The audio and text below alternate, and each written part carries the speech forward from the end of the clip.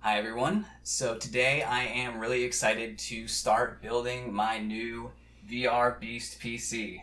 So I wanted to build a new computer to get maximum performance out of games like Elite Dangerous, and also for all the cool AAA games that are coming out for VR, as well as new headsets like the Pimax, which I have on pre-order.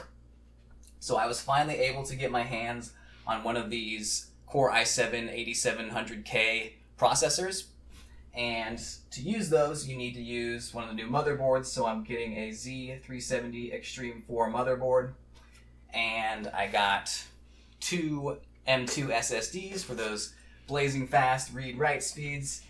I got the Evol ATX case. This came recommended because of the great cable management. And then for the video card, I got the Gigabyte Aorus Extreme Edition, the 1080 Ti. And I was trying to decide between that and the Strix. I ended up going with the Aorus because it comes with a VR front plate where you can hook a little connector up to the front of your computer and plug in your HDMI and USB from your VR headset there. And it gives you about an extra foot of length for your VR cable. And then I also got another SSD for more storage, 16 gigs of really fast RAM, and then just the basic stuff like power supply,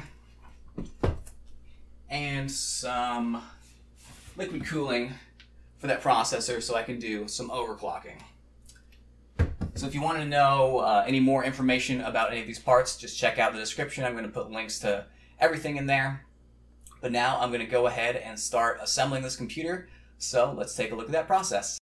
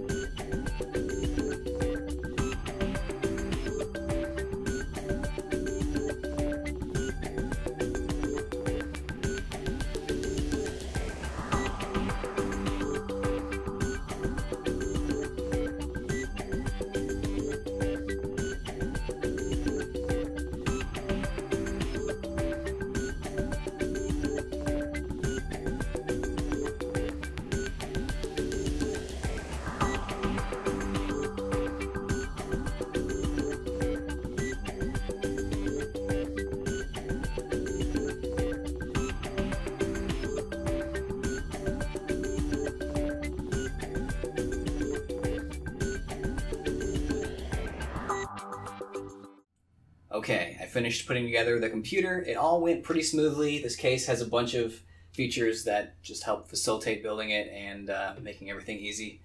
But now comes the most anxiety-inducing part of any new computer build. I'm going to press the power button for the first time. Let's see how it goes. Oh, I hear life. I think it's working. Yes, it's working. Monitor's booting up. I still have to like install Windows and set everything up. But before I do that, let's just take a look at this computer.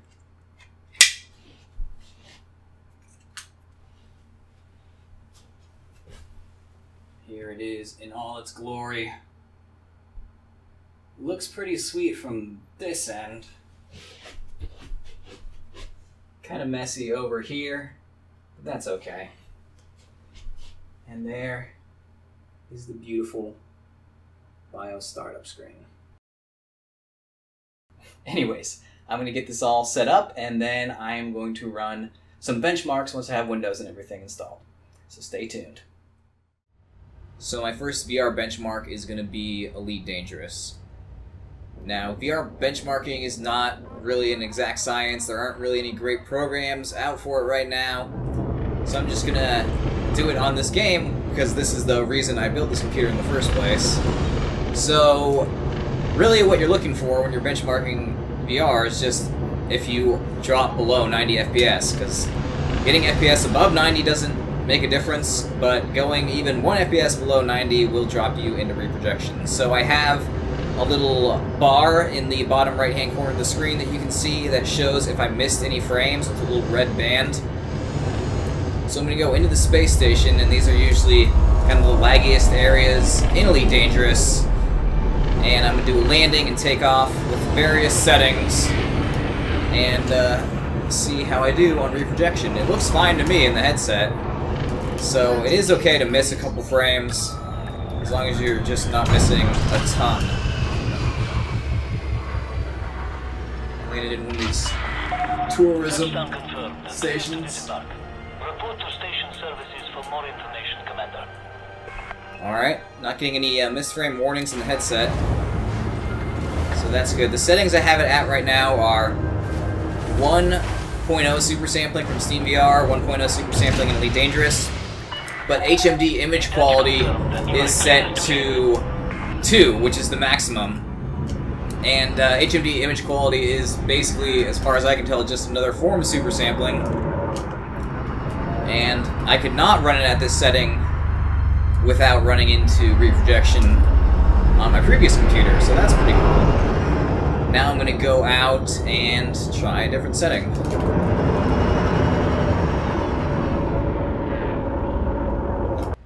Okay, so this time I am using 1.0 HMD image quality, 1.0 in-game super sampling, and 5.0 Steam VR super sampling, which is the highest you can set the Steam VR super sampling value to.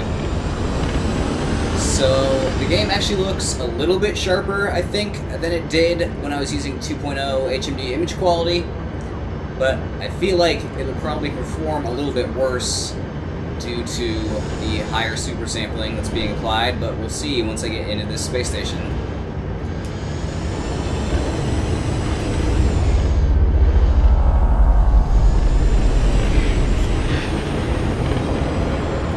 Alright, everything seems pretty smooth from in the headset.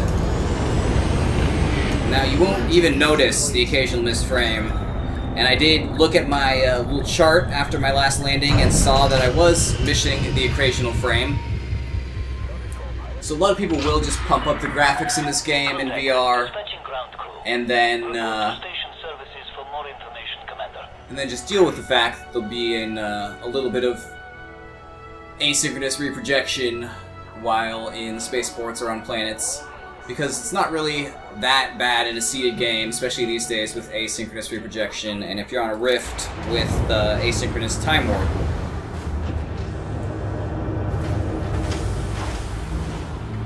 So I'm actually pretty surprised that it's running so well on 5 super sampling.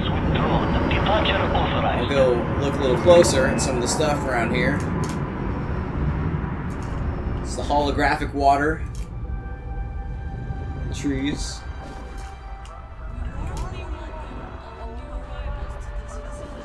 What's a hologram?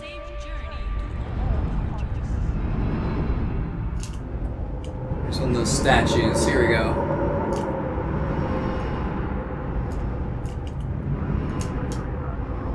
And try to flip my ship around quickly to see. Oh god, oh god.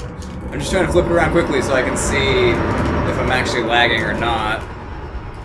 Everything appears to be fine from my end, but I'll see when I look at the chart of the missed frames. And I also noticed in my last landing that I had the mouse on the screen, so sorry about that. I am still learning how to record with my other computer, so I can hook the 2 computers up, and then my older computer does the recording, and this computer, all the performance goes into gaming, so I don't have to sacrifice quality or performance in Elite Dangerous while I'm recording, and that is the most exciting thing about having this new computer. Anyways, I'll go look at that missed frames chart and then try one more quality setting. Alright, so for this test, I am mixing up the super sampling values, putting HMD image quality at 1.5 and Steam VR super sampling at 2.5. does not appear to look any better than it did previously at 5 SteamVR supersampling. Honestly, I'm still surprised that I was able to have a fairly smooth landing at that setting. I did miss some frames, I noticed in the graphs, but nothing to be concerned about. I'm probably not going to try to like optimize down to every minute supersampling value to get 0 missed frames, just because it's not really a noticeable thing.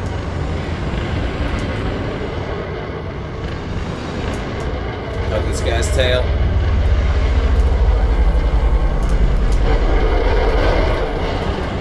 Peace, buddy. Alright. 100 meters from touchdown.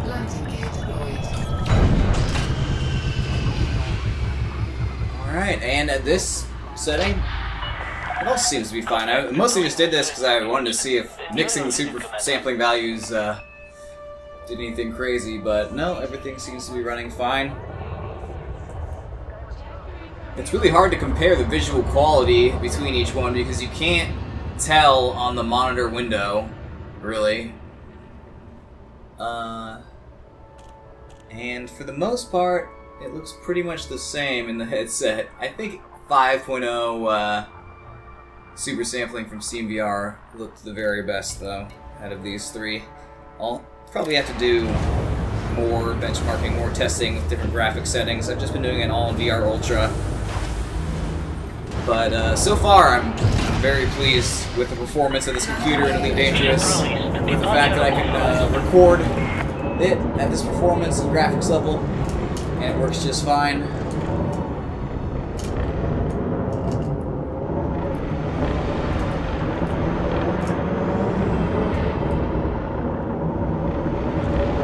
So yeah, this might be the worst of the three options. It does not look as good when I'm moving around with this option.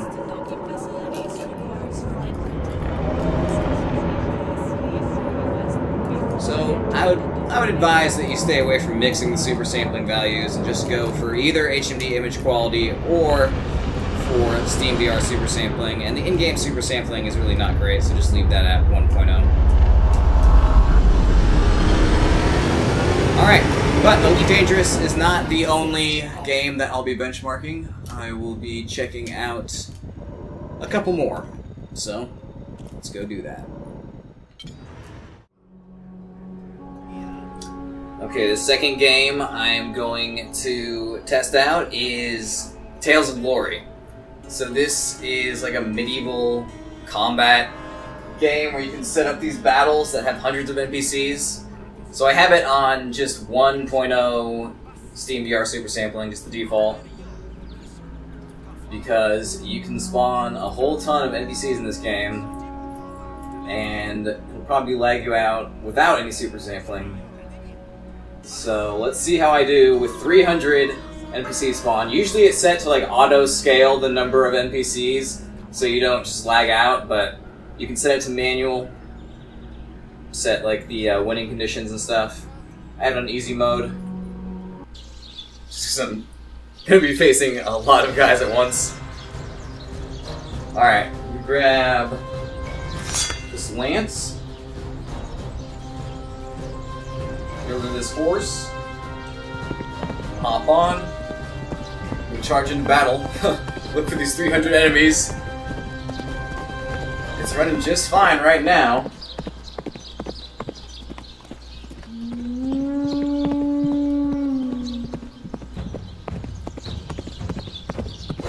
Oh, hey piggies! Oh, there's a cow. Dang, this is cool. Never played this map before. Oh, here they come! Alright. I have the misframes warning thing on my headset, so if it starts lagging, it's gonna start spamming me in the headset. Alright, going in. It's definitely lagging a little bit. Actually, a lot now. Boom! There we go. I gotta two-hand this. Oh god, there's so many of them! Mow them down! Let's go! Oh god! Major lag. still not getting the notification though from missed frames on my headset. Oh! Oh yeah, now I'm getting that notification. Missed Frame City! But I'm also mowing through them, mowing through the army. Oh, here we go. Yeah. Not liking this. Oh god. Oh, my horse. My horse dead? Oh god. Need to like, steal one of these horses. Boom! Oh, give me that horse! Oh god, it didn't work. I'm still missing frames.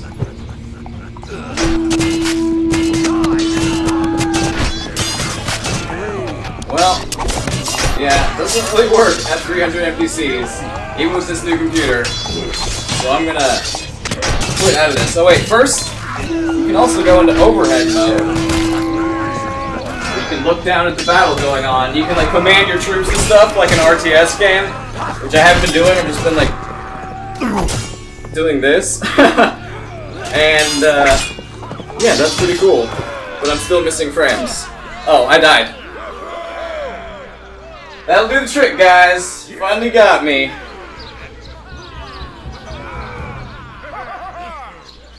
Let's try to reduce the number of NPCs, though. Give it one more run. Maybe two.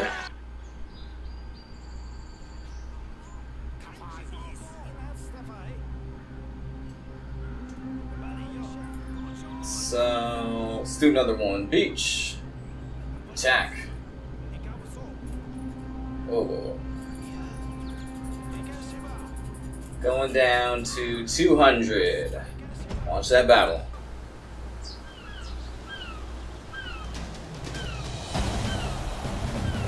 Alright. Kinda like the axe here. Feeling that? Yeah, it's a two-hander. Oh! Stepped on my board there. Getting too excited. Should be benchmarking.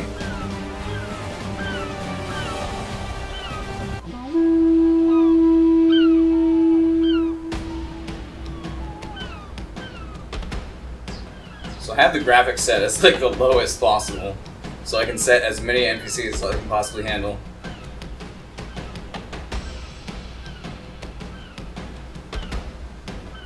Alright. Here's my allies.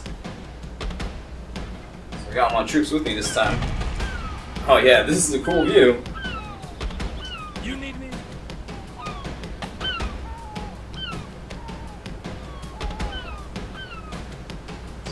Oh, it's already lagging. At least my hand is lagging. It is not like the most polished or optimized game. Just made by a single developer.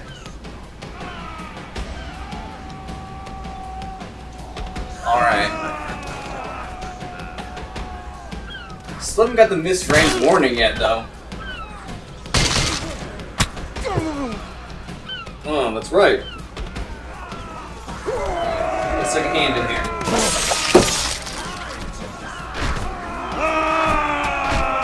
Oh god, oh god.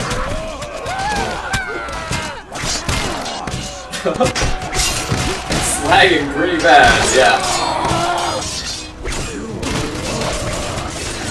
Watch this unfold from above. There we go. Archer! Wall! Alright, I just told my archers to make a wall. They're doing it. Well, they're trying. Archer! Wall! Kill them! Get them! Take them! That's right. Cover me! Come with me! Yeah, come with me. Back into first person. Oh god. Getting mowed down over here.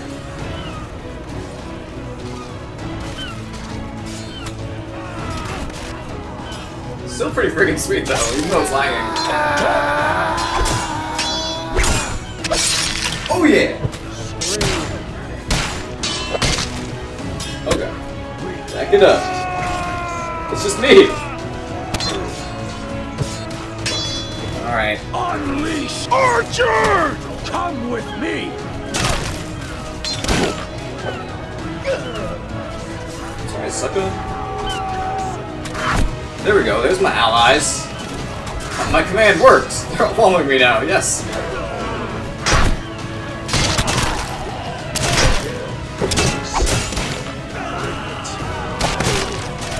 Oh, where's your helmet at? It's actually not lagging as bad now. Because we're wiping them all out. Ow. Sure. I haven't been two-handing this thing properly. Out of here.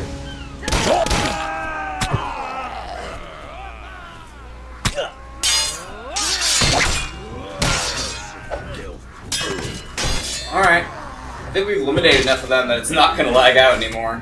So, let's, well, I guess I'll just finish it. I was going to go down to 100 if this lagged too much, but clearly it can handle not that much. 300, 200, too much to handle, but that is actually the really cool thing about VR is basically you can just max out any computer, even like an overkill freaking computer like this one.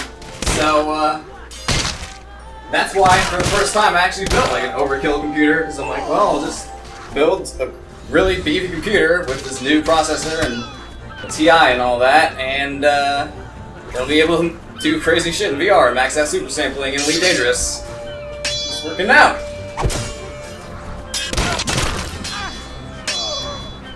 Get out of here.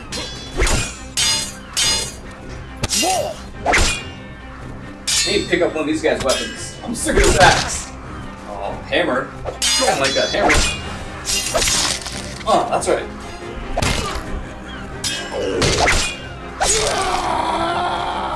Sweet. Oh god.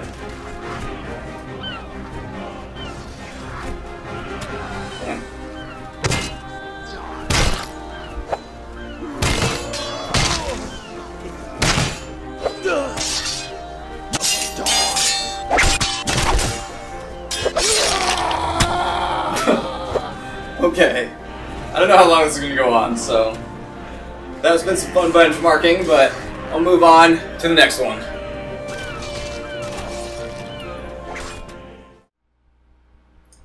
Now this is VRMark, the VR benchmarking program by the company that did 3DMark, which is a pretty popular benchmarking program for regular PCs. So this is Cyan Room, the newest benchmark they added. It's a DirectX 12 benchmark. They started it yesterday, actually. So it's basically brand new. And you actually get to stand here in VR and like look around at all this crazy stuff, like these awesome luminescent bugs.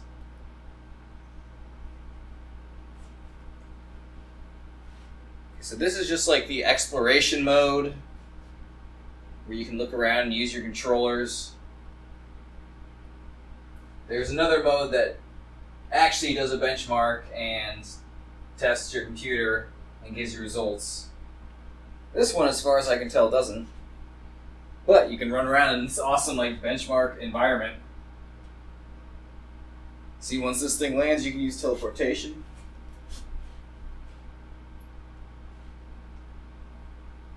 Checking all the weird stuff. Let's go check out this crazy ass thing. Now I recognize this from 3DMark. There's the same weird crystal stuff. It also reminds me of Dark Souls, of Seath the Scaleless and his domain. This thing is like if one of those clams that hangs out outside Seath's lair got some crazy crystal magic experimentation on him by Seath. Turned into some crazy shit. Oh, I can still see those bugs up there too. Some pretty sweet environments out here, but it doesn't look like I can actually go out that far. Touch the screen to activate the holographic visualization. Well, there we go. It's a huge holographic visualization. Some alien language going on. Danger. That's in English. binary. It's a crazy math. Chinese or Japanese, can't tell. I think this is an intense holographic interface. I don't think you can actually interact with any of this stuff, though.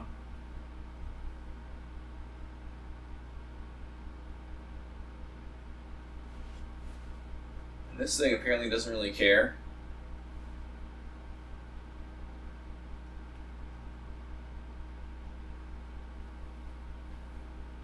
No, can't interact with it.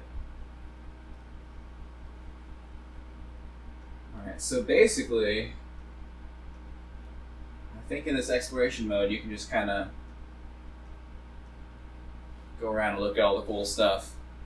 And that's basically it. But it is cool because you can just explore a benchmark, and you can even play it on your computer. You don't need VR. And I know I've used VRMark for a while to benchmark my computer builds. I'm always like, oh, these cool scenes. I wish I could like run around in them, and now you actually can, and you can do it in VR. So that is cool. It is a $20 program though, and this mode does not actually give you any benchmarking results as far as I can tell, unless I'm just like missing the way to end it. Let's see, members only. Can't get in there. Let's stick my head through. Looks like a piece of shit. I don't want to be in that club anyways. Pretty sweet painting. The scene actually looks really good. Like, looking at this painting, I don't even see any SDE. They use some pretty cool graphical techniques in this. And I don't have the super sampling on or anything. Still looks really good though. And of course there's all sorts of settings that you can modify.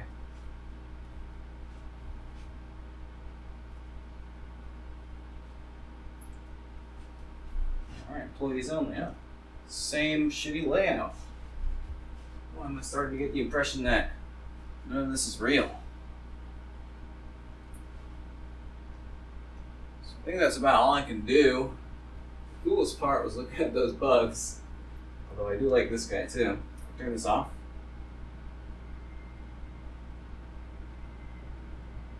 There we go. Off with the holographic interface, except it's still on. There.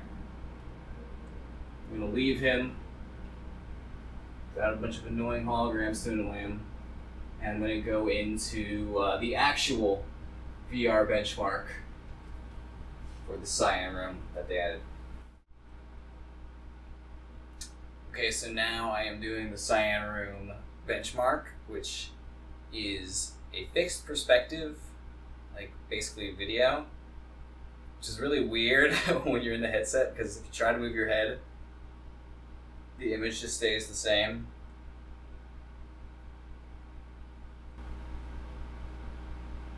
Which can kind of mess with your head.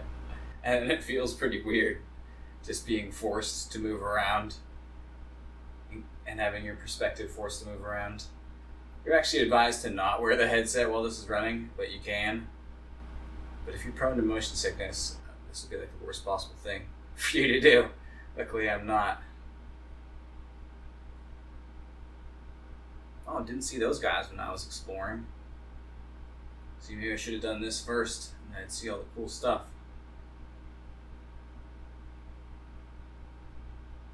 Oh, that was it. It's pretty short. But now I can go to my computer and check the results.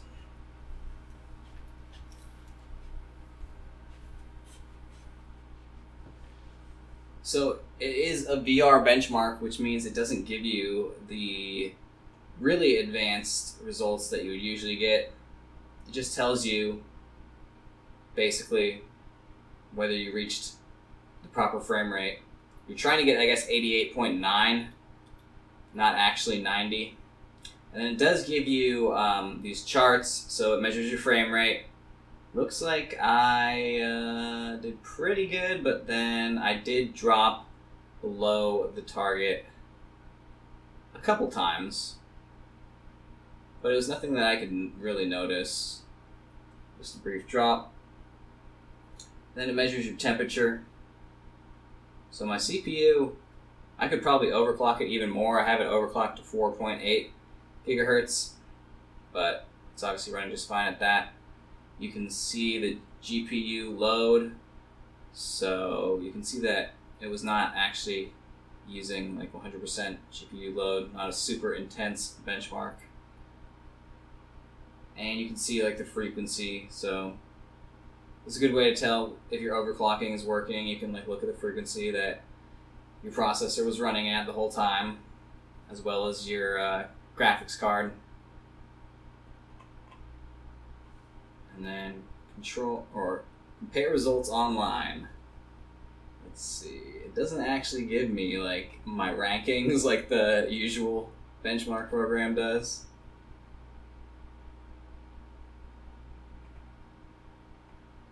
But it does give you all this information about your computer. So the GTX 1080 Ti, the i7 8700K processor, which I overclocked to 4.8 megahertz.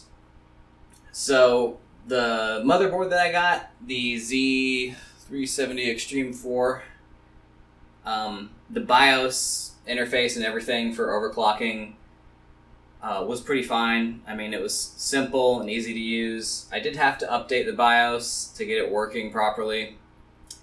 And that was really the only issue I ran into with this computer. Everything went pretty flawlessly, which is first for me when building a computer. Usually it's like a disaster. I did not overclock the RAM. You can see here, it's just running at its base clock speed. Because I'm lazy, I did not overclock the video card or anything like that.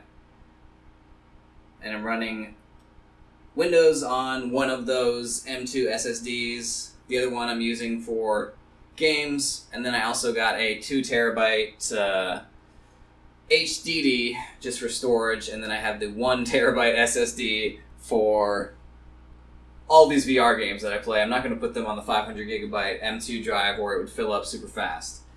So I have 4 hard drives on this thing. And yeah, I'm pretty satisfied with it overall. So I actually want to go back to those graphs. Those are way cooler than this.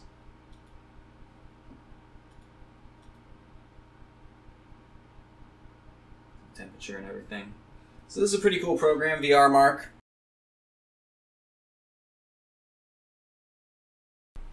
It's a $20 program. And as you can see, basically it just measures if you are getting 90 FPS, which you can kind of do yourself.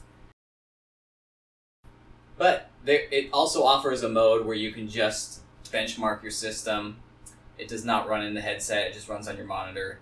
And you can't interact with it or anything, it just runs a benchmark for you, just like regular 3D Mark. So it actually seems like a pretty good program. I was very hesitant on buying it because the reviews are pretty shitty. It's $20 and I already had 3D Mark, and I felt like it should have just been an add-on to 3D Mark. But in the end, it actually ended up being pretty cool. It's really awesome that you can actually go around in all of the little environments. And there's 3 different ones. I only checked out the most recent one, which is DirectX 12, whereas the other one is DirectX 11. At least one of them is. But this is the first DirectX 12 scene. And yeah. So that has been my new computer build. I think I pretty much summed everything up there. So thanks for watching this video. Check out my channel if you want to see more virtual reality gameplay content. And have a great day, and goodbye. Here we go.